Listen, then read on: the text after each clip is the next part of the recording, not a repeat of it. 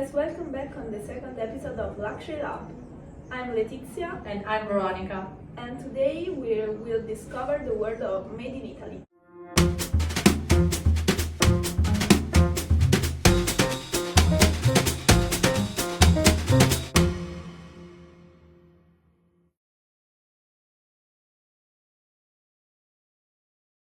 So Vero, let's start. What do you think makes Made in Italy so special in the eyes of the world?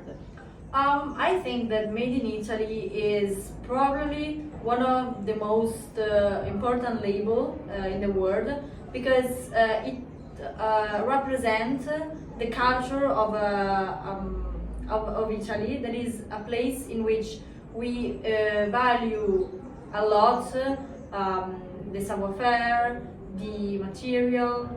So we take care a lot on what we put on the market, and also everything we do is based on a deep study, a deep culture. Also, like behind everything we know, there is a history. So I think that Made in Italy is really something that attracts people because they know that behind this label that can seems just a label, there is a story of a product, of a place, of a country, basically. Yeah, I agree. And so, talking about this, I wanna say, like, before diving into what Made in Italy is, what Made in Italy means actually. Yeah, Made in Italy actually means the place from where goods come. And in this case, we are talking about some goods that are from Italy. So it is a label that is put on a lot of goods, and we will talk about those goods that came from Italy, and especially the half of their production is done in Italy. Okay. Today, Made in Italy is at the 7th place for consumers from all over the world. And KPMG stated in 2012 that Made in Italy is the third label after Coca-Cola and Visa. Seriously? Yeah. So basically, we are on top of the world with this label. Yeah. Yeah, look, I think that also, if talking about this made me think that I think its popularity also comes from marketing and media that has been done during the last years. And I think the position that Made in Italy label got is also thanks to what we are trying to expose and what we are trying to what message we are trying to pass all around the world. I think that Made in Italy is in all the world synonymous of good quality. So I think that too. It's the third.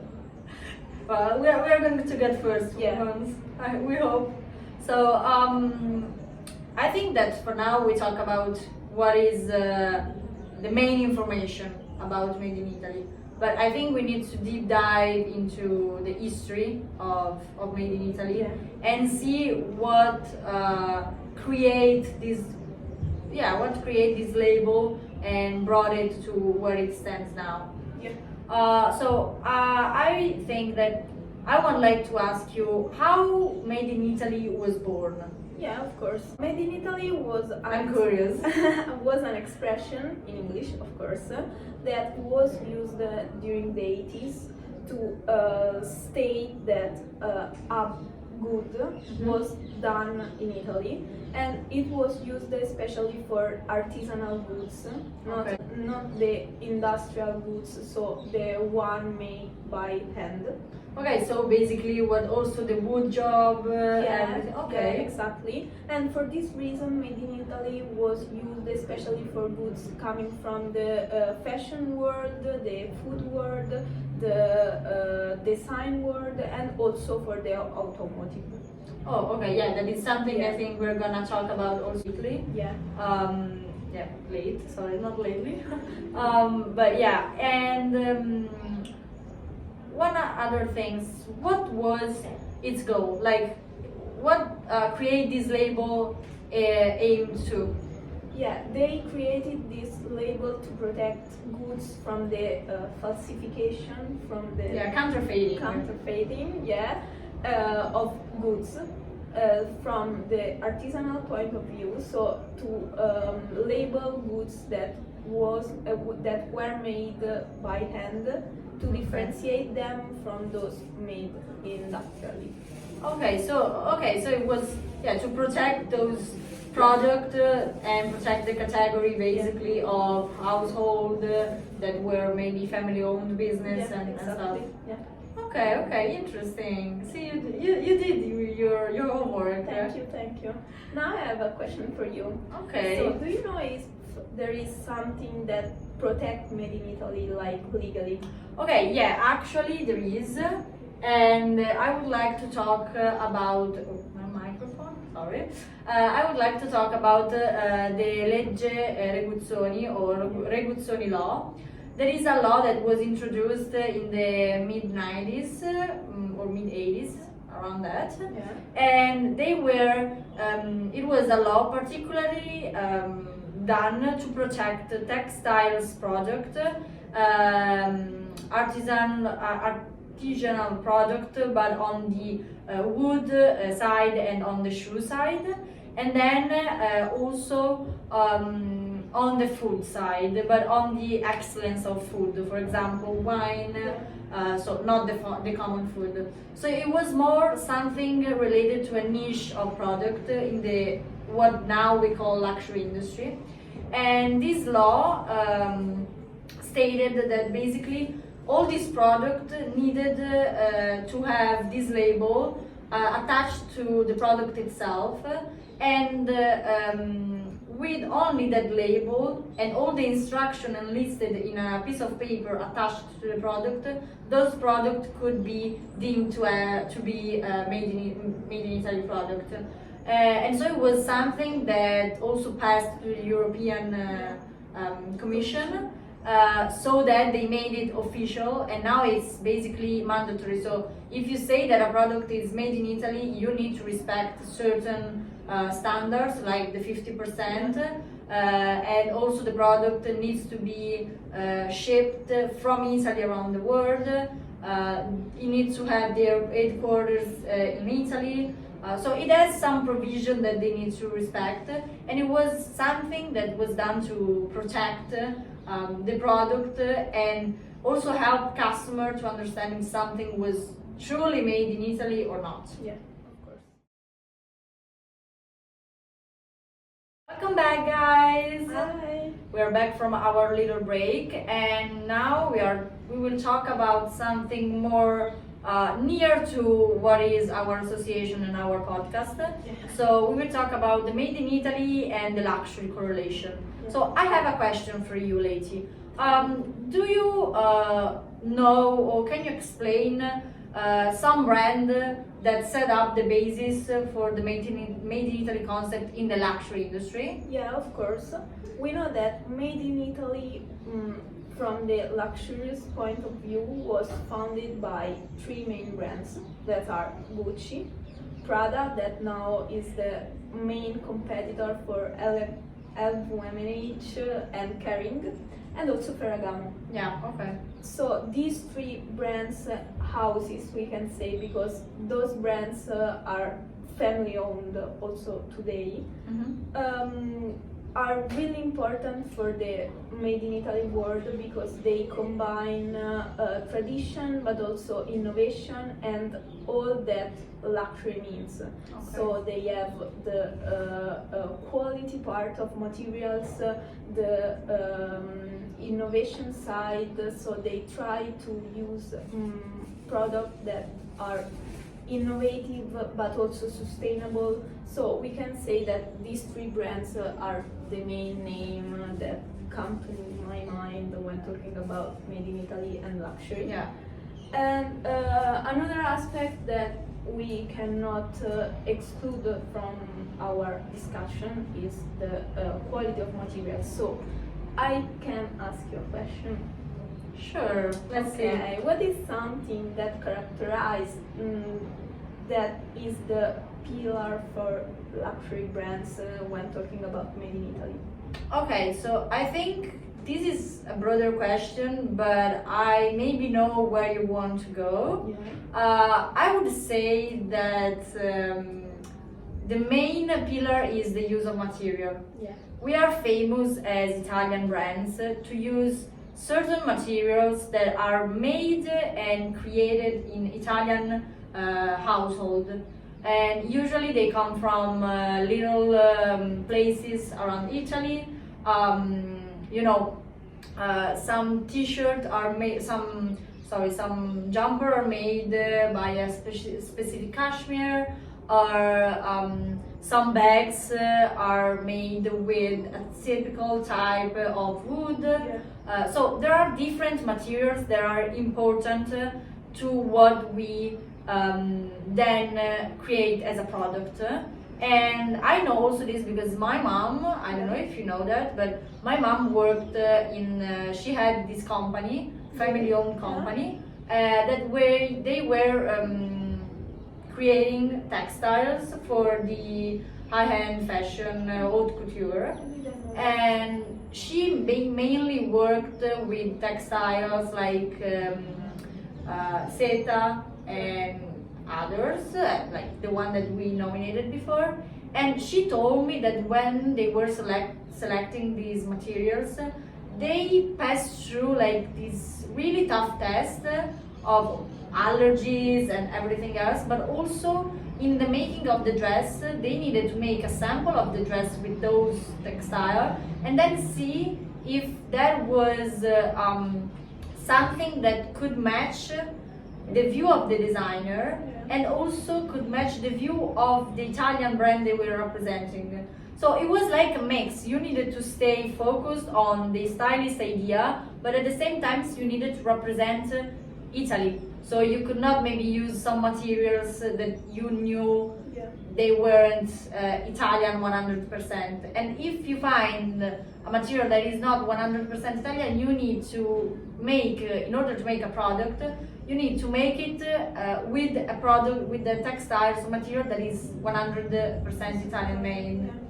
And so I think that is the main focus of what Made in Italy represent. And a lot of brands work on that. And as you said, probably now Gucci that is undercarrying it's less, but also because it became globally and internationally important. But like an example is Ferragamo that has its headquarters in Florence and is still maintaining that way of creating products that is really based on craftsmanship still. And also Prada, even though it's huge respect to Ferragamo, it has their values, their goals, their idea about the made in Italy product and the sustainability they need to respect. So I think yes, that my answer would be materials. I agree with you. Now I think we can take a small break and come back in 5 minutes. Okay, bye. See you.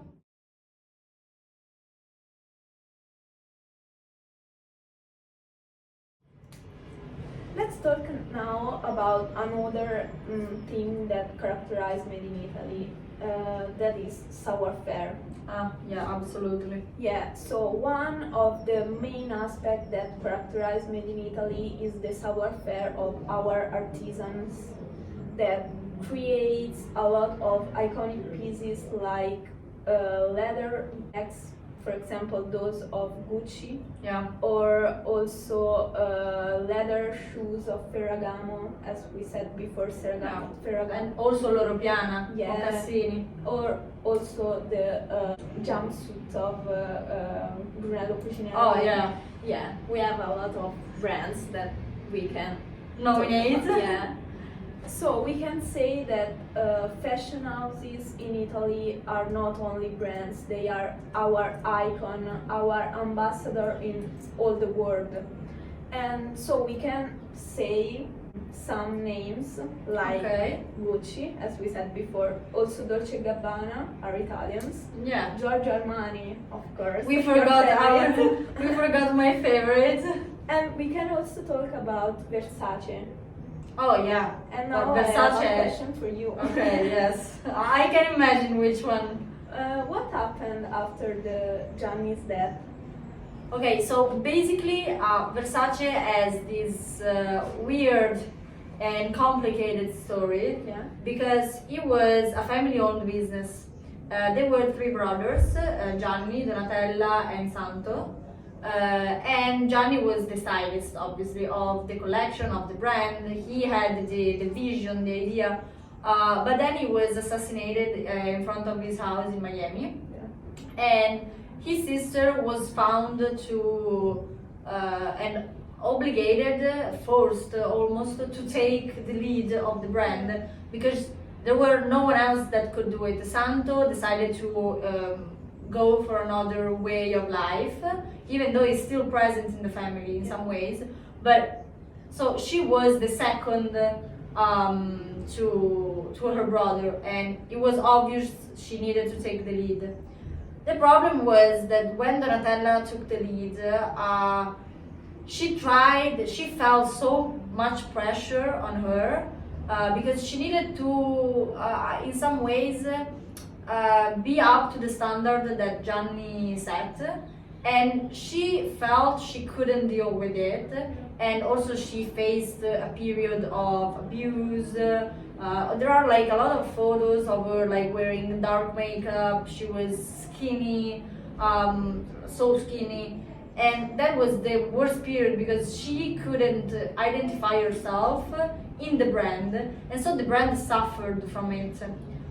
Then she decided to go in the rehabilitation program, and when she came out, she basically understood that now the brand was still Versace, but she needed to put her idea inside of it.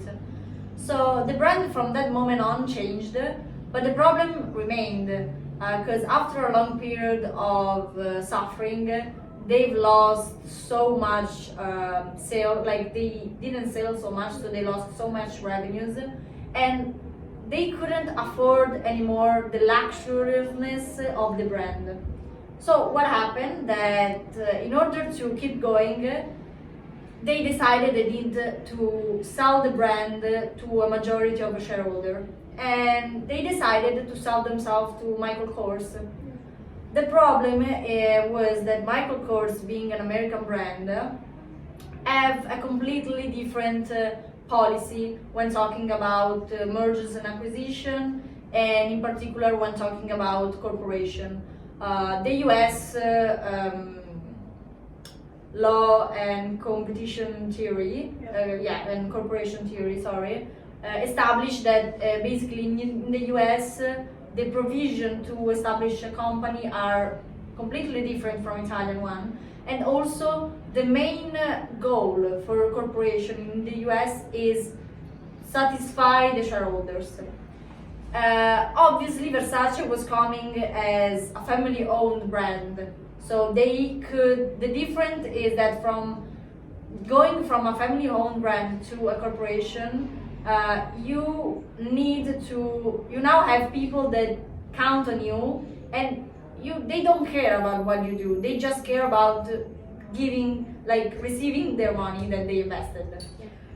So basically the problem was she couldn't let the Americans know that to try to keep the brand in a good position, she needed to still maintain her idea of home, of her brother, but the Americans didn't care because they wanted fast profit. Yeah. And so they established the new collection, for example, the Versace Couture, that were the t-shirt with the big logo, that probably were famous now still in some ways, but they had their boom in I remember 2016. And those type of t-shirt, those type of clothing were more affordable for people, so the sale incremented drastically, and they could face a good provision, but at the same time the brand lost his niche of customer and lose basically his importance in the luxury industry. And then they found themselves last year or 2 years ago completely in a dark place because the brand was not selling anymore. People were not considering Versace as anymore an important, elegant and luxury brand, but they started to think about it as too much commercialized. And so they start again to lose revenues, and the shareholders were not happy, but there was nothing to do anymore because the brand already lost its image. And so now we're coming at today, where, as we know, Donatella Versace stepped down. Now she's the main brand ambassador and client face, but she stepped down from the administrative part, and they sold themselves to Prada Group. And the new director will be the ex-director of New Collection. So I think, in my opinion, that now coming back with an Italian mentality is still in a corporation because they need funds, but in a corporation in which we have Miuccia Prada that leads this corporation, and as we know, with all the problem that could be existing, she's an Italian. She has value. She value what a family brand means. I think they could bring back a bit of what Versace was and a bit of the Gianni idea of Versace. Yeah. So that was basically the main, one of the most important cases in luxury, in the fashion industry, because everyone saw how from a completely important and amazing brand, by a wrong acquisition, they completely lost their brand image. Yeah. Not so much about money talking, but like literally the brand image, what people perceived of the brand. So yeah, it was a shame, but unfortunately we think, and I hope they will get back on their feet. And I actually talked about this during my law class like 4 days ago, and I was like, oh my god, I need to say this during our podcast because it's something that not everyone knows, but I think it's so important to know it because it can shape also our future mind of maybe future entrepreneurs that are watching this podcast. I don't think so, but anyway.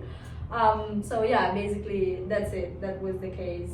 And yeah, I don't know, what do you think about it? Like, your idea, like, how would you have probably take the case if you were like Donatella in that period? I don't know, maybe she was really upset for her brother's death, so she didn't manage really well the situation, but I can understand her because she was really upset. So I don't know, I think she was also overwhelmed. Yeah, and also moved by other people.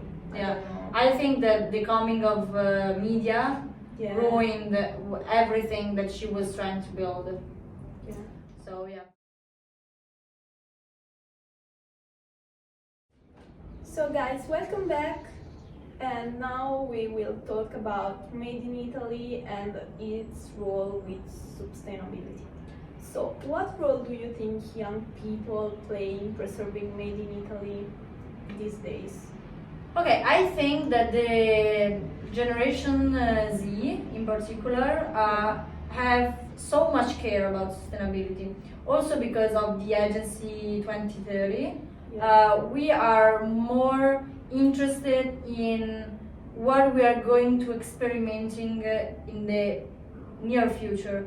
And so I think that a lot of new brands that are coming up, and also the students basically of every faculty that we can count, everyone are so deep involved with the topic of sustainability. And I think that they're trying to talk about this topic more and more, also like in university thesis, in project, it's something that still it's a small part, but is coming to bring an attention from companies that more and more, knowing that the new generation is interested in this aspect, is trying to respect those how can I say it, those regulation and those parameters, also because we are the shareholders of the future. Yeah. And as we were talking before, if a company needs to maximize shareholders wishes and revenues, if we care about sustainability, the company needs to find a way to be sustainable. And so and also, like, off topic, I think is a common argument, like all of us wants to live in a world that is better. We are facing a deep problem now with the climate change and everything, and I think we are realizing that if we keep going this way, we don't have so much time also for our future. And I think that's the main idea that new generation have in mind and they pursue. Yeah, I agree with that. And so, talking about this like new generation and new brand, as I was saying, do you know some cool brand that are now experimenting made in Italy and sustainability? Yeah, indeed I do, because we know a guy that is also a member of our association, that is Flavio, that has a brand called Frenesia.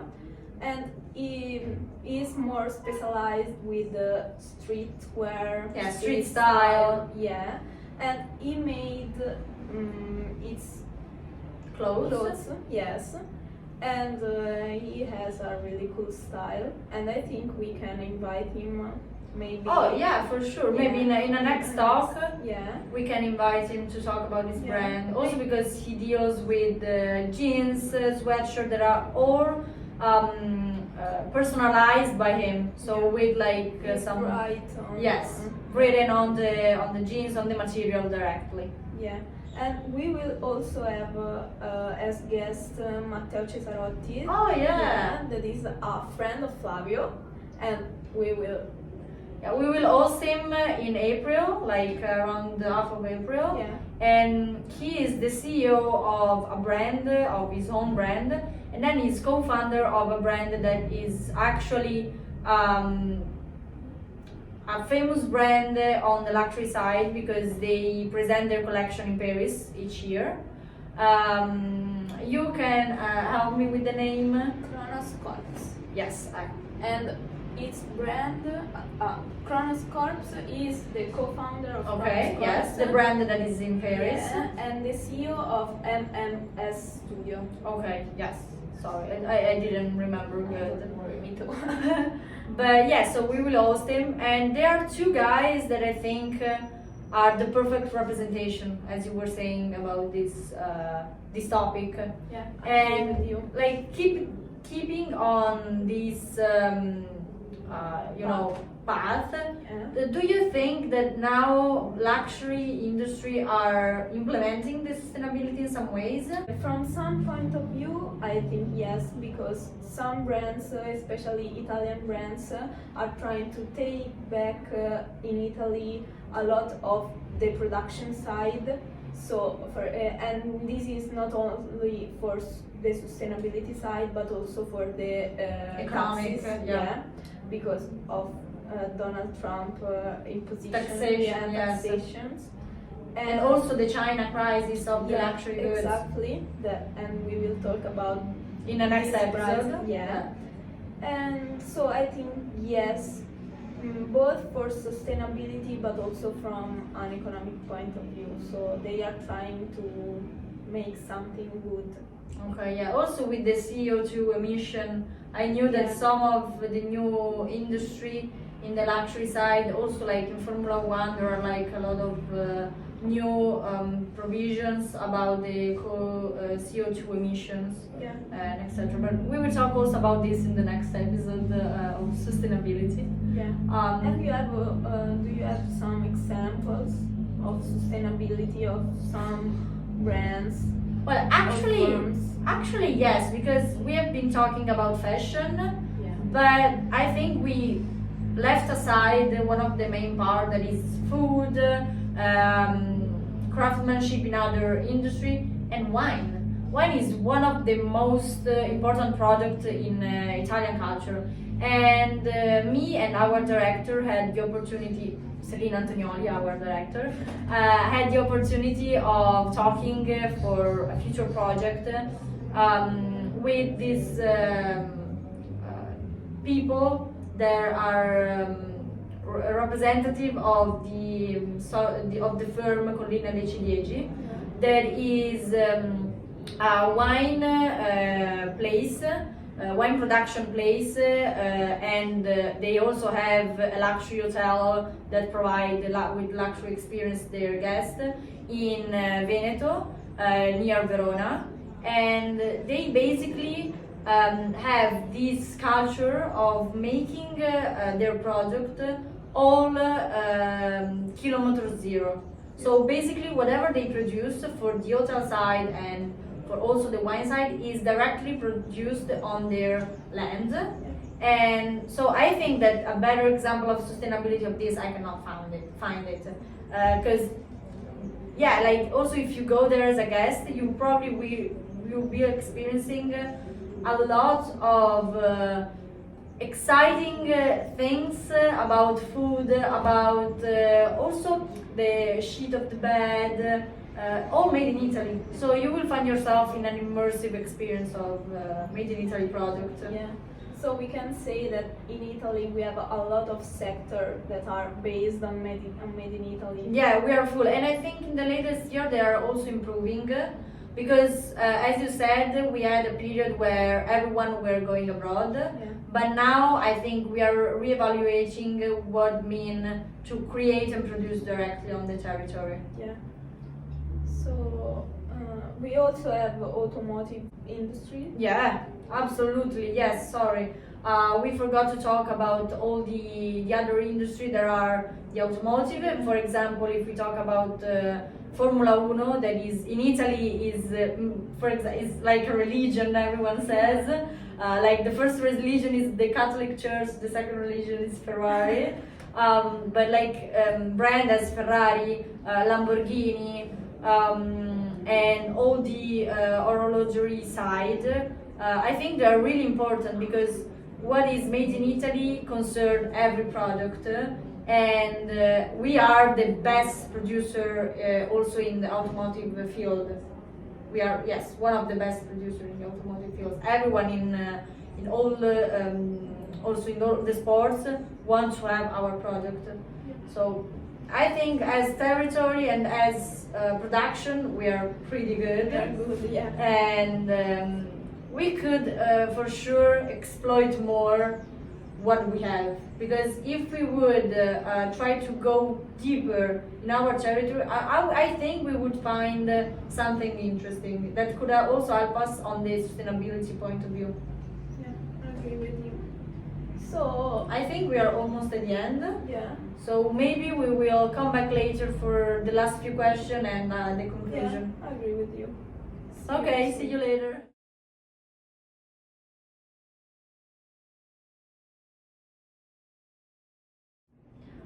Okay, welcome back guys. We are at the end of this episode and we will conclude by talking about some events that we are planning and some curiosity, maybe, if we can say like that. Yeah.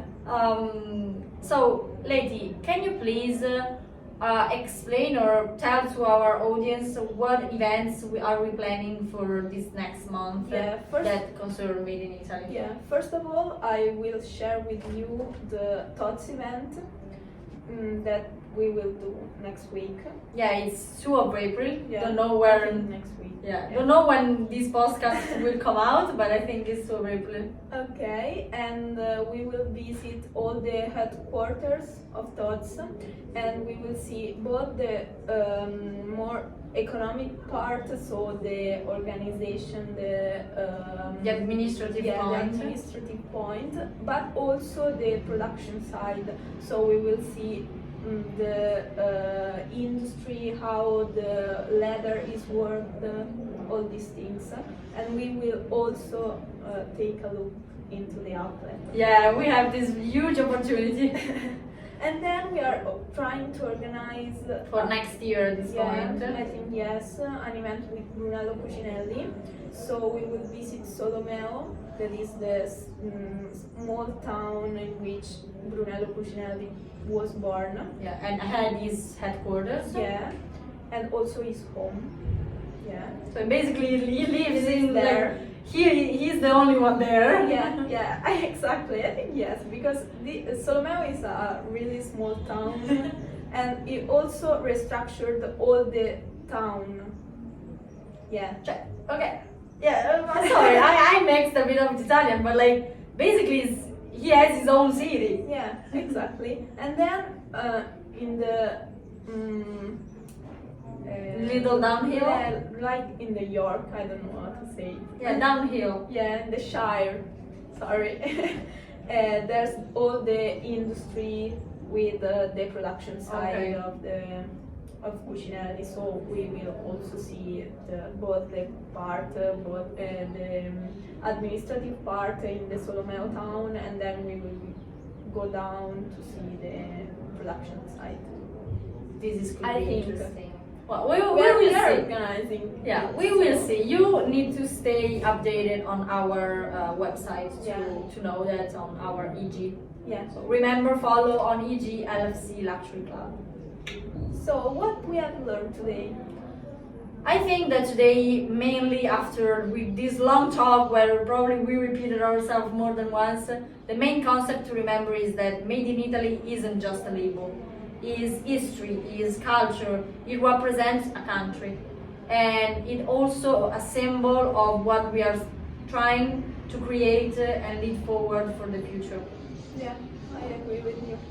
So I think we can conclude, and remember that next time if someone asks you what Made in Italy is and what Made in Italy means, you have a lot of things to say, and if they don't get it, yeah, just serve them a plate of carbonara and real carbonara. Yeah, of course, with guanciale, please, and with also some good wine, and watch them change their mind.